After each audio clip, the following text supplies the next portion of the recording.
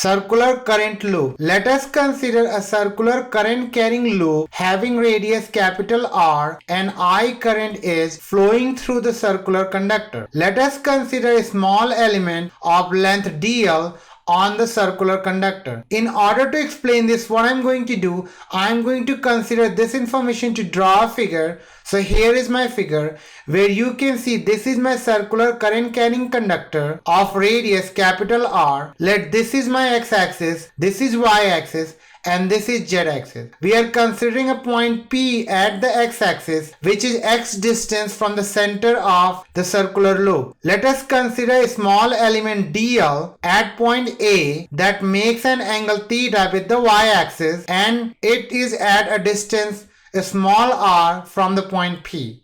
So due to this small element dl, there is a magnetic field dV that makes an angle theta with the x-axis at point P. Now, if we find the component of magnetic field dV along the x-axis, then we will get dVx along the x-axis, and along the y-axis we will get dVy.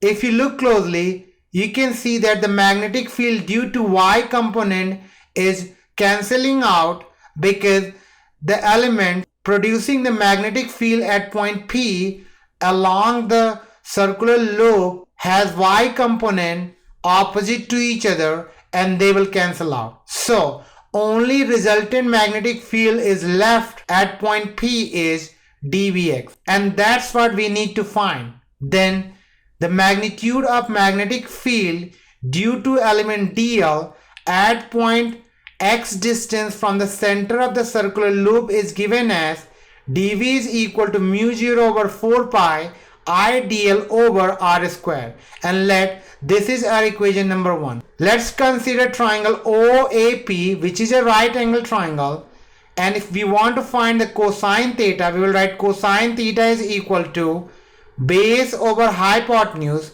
and my base is capital R and my hypotenuse is small r, so we will write cosine theta is equal to capital R over small r, and we know that small r is square root of x square plus r square, so we will write cosine theta is equal to r over square root of x square plus r square, because OAP is a right triangle and the value of r square is equal to capital R square plus x square, and if we find the value of r, which will be basically square root of x square plus r square. Now we know that dvx is equal to dv cosine theta. Now let's substitute all the values, and if we do that we will get dvx is equal to, this is my magnetic field and this is cosine theta.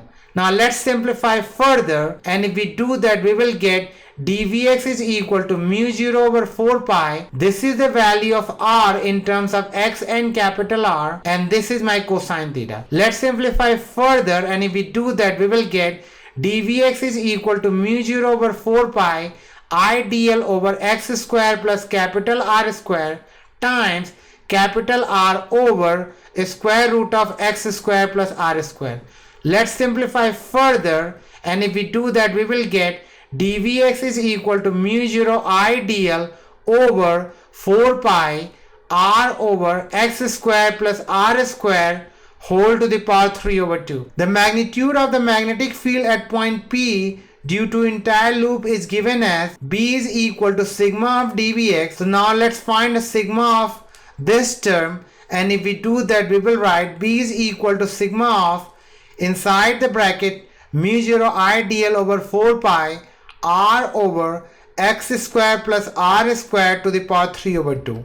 And if we simplify, we will get B is equal to mu 0 I over 4 pi r over x square plus r square to the power 3 over 2 sigma dl.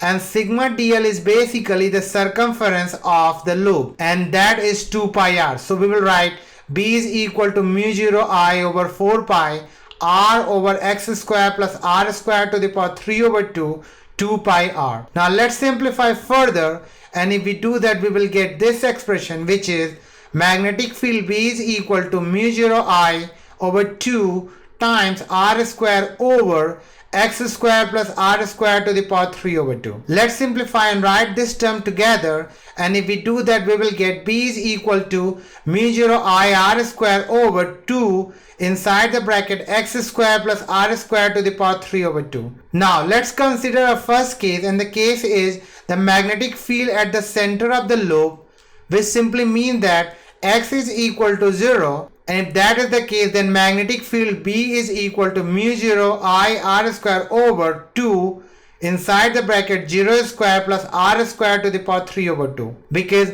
x is 0, so this part of the expression will be 0.